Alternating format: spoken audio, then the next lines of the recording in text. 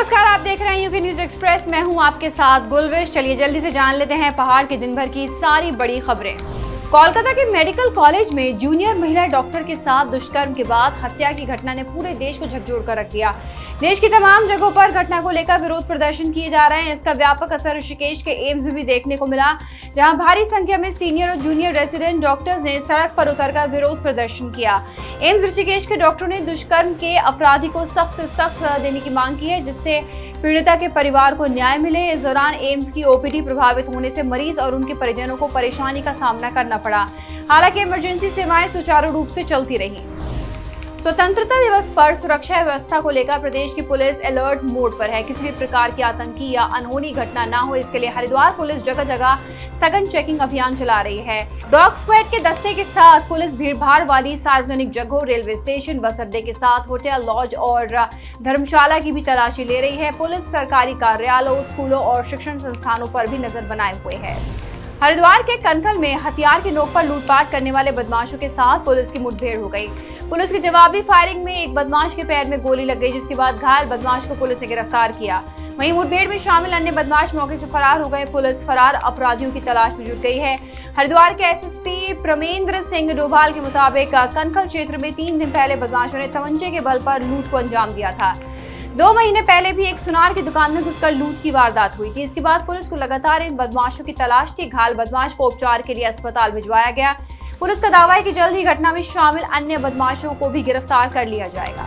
Monitor lizard यानी गोह के अंगों की बरामदगी के मामले में हरिद्वार वन विभाग ने राजस्थान के भीलवाड़ा से एक और वन्यजीव तस्कर को गिरफ्तार कर लिया है। बता दें, इससे पहले 6 अगस्त को भी एक तस्कर को वन विभाग की टीम ने गिरफ्तार किया था। आरोपी के कब्जे से 285 जोड़ी मॉनिटर लिजर्ड के अंग बरामद हुए थे। मॉनिटर लिजर्ड के अंगों का इस्तेमाल अवैध रूप से तंत्र मंत्र, जादू और टोने टोटके में किया जाता है। रेंजर अधिकारी शैलेंद्र सिंह नेगी ने बताया कि वन्यजीवों के अंगों की तस्करी वन अपराध की श्रेणी में आती है। बीजेपी के प्रदेश प्रभारी और राष्ट्रीय महामंत्री दुष्यंत कुमार गौतम ने सीएम पुष्कर सिंह धामी के कामों की जमकर सराहना की। उन्होंने कहा कि सीएम धामी हर चुनौतियों पर खरे उतरते हैं। सीएम धामी के प्रयास से ही कांवड़ यात्रा सफल रही है। दुष्यंत कुमार गौतम ने केदारनाथ में आई आपदा में सीएम धामी के बेहतर प्रबंधन के लिए भी तारीफ की। उन्होंने दावा करते हुए कहा कि इतनी बड़ी आपदा आने के बावजूद भी कोई जनहानि नहीं हुई। इस दौरान दुष्यंत गौतम ने जानकारी दी कि कैबिनेट विस्तार को लेकर होमवर्क पूरा हो गया है। बीजेपी के शीर्ष नेतृत्व की हरी झंडी मिलते ही आगे की प्रक्रिया पूरी कर ली जाएगी। चमोली के चतुर्थ केदार में एक श्रद्धालु के पैर में गंभीर चोट लग गई, जिसके बाद इलाज के लिए श्रद्धालु को हेली सेवा से एम्स ऋषिकेश भेजा गया। श्रद्धालु रुद्रनाथ मंदिर में दर्शन करने आया था। इसी दौरान उसके पैर में गंभीर चोट लगी। इसके बाद हेली की आपात लैंडिंग कराई गई और श्रद्धालु को रेस्क्यू कर एम्स ऋषिकेश भेज दिया गया। श्रद्धालु हरियाणा के फरीदाबाद का रहने वाला बताया जा रहा है। पहाड़ पर बारिश आफत बनकर बरस रही है। इस बीच मौसम विभाग ने एक बार फिर से नया अलर्ट जारी किया है। मौसम विभाग के मुताबिक प्रदेश के 9 जिलों में भारी बारिश हो सकती है। इसके साथ ही 14 से 18 अगस्त तक प्रदेश भर में हल्की से मध्यम बारिश होने का अनुमान है। देहरादून मौसम विज्ञान केंद्र के निदेशक डॉक्टर विक्रम सिंह ने जानकारी दी है। उत्तरकाशी, चमोली, बागेश्वर, देहरादून, टिहरी में भारी बारिश की आशंका है। वहीं रुद्रप्रयाग, हरिद्वार, पौड़ी और नैनीताल में भी भारी बारिश हो सकती है। देहरादून के डोईवाला नगर में बीएसएफ के जवानों ने तिरंगा रैली निकालकर देश की एकता और अखंडता का संदेश दिया। तिरंगा यात्रा बीएसएफ कैंप से शुरू होकर मिल रोड होते हुए डोईवाला चौक और फिर कोतवाली तक पहुंची। बीएसएफ जवानों की इस तिरंगा रैली का स्कूली बच्चों ने कई जगहों पर स्वागत किया। वहीं पहाड़ों की रानी मसूरी में भव्य तिरंगा यात्रा निकाली गई। मसूरी में बीजेपी युवा मोर्चा की इस तिरंगा यात्रा में नगर पालिका परिषद और सामाजिक संस्थाओं के साथ साथ स्कूल के छात्र भी शामिल हुए। ये तिरंगा यात्रा मसूरी के पिक्चर पैलेस चौक से गांधी चौक तक निकाली गई। धर्म नगरी हरिद्वार के SMJNPG कॉलेज की ओर से भी तिरंगा यात्रा निकाली गई। इस तिरंगा यात्रा में कॉलेज के सैकड़ों छात्रों के साथ प्रिंसिपल और स्टाफ भी मौजूद रहे। इस तिरंगा यात्रा में कॉलेज की प्रबंधन समिति के अध्यक्ष महंत रविंद्र पुरी भी नजर आए और इस दौरान महंत रविंद्र पुरी ने कहा कि एक बार फिर देश को आवश्यकता है कि देश में फिर से सुभाष चंद्र बोस, भगत सिंह, चंद्रशेखर आजाद जैसे वीर योद्धा पैदा हो। रुद्रप्रयाग की केदार घाटी में 31 जुलाई को आई आपदा में सड़क और पैदल मार्ग क्षतिग्रस्त हो गए थे। मार्ग को दुरुस्त करने का काम तेजी से हो रहे हैं। केदारनाथ पैदल मार्ग को ठीक करने में जहां 250 से अधिक श्रमिक जुटे हैं, वहीं सोनप्रयाग गौरीकुंड हाईवे के बीच ध्वस्त हुए 150 मीटर के मार्ग को पोकलेन मशीन से कटिंग कर वाहनों के लिए खोल दिया गया है।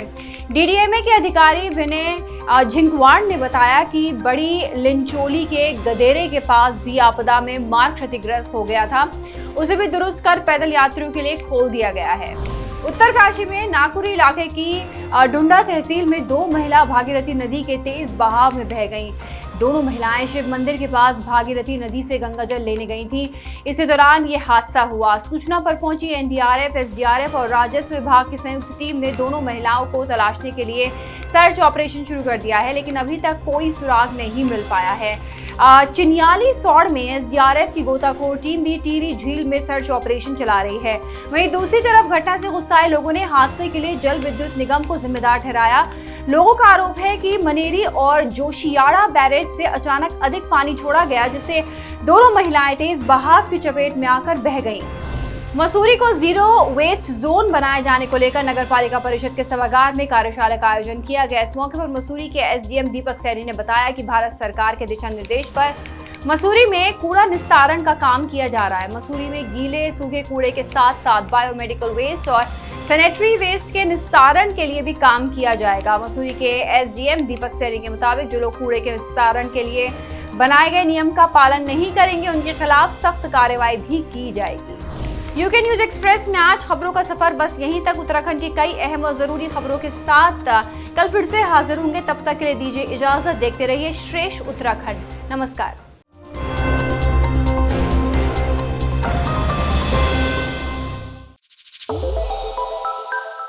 श्रेष्ठ उत्तराखंड पर खबरों से जुड़े रहने के लिए चैनल को सब्सक्राइब और लाइक करें, बेल आइकन दबाएं और देखते रहें श्रेष्ठ उत्तराखंड।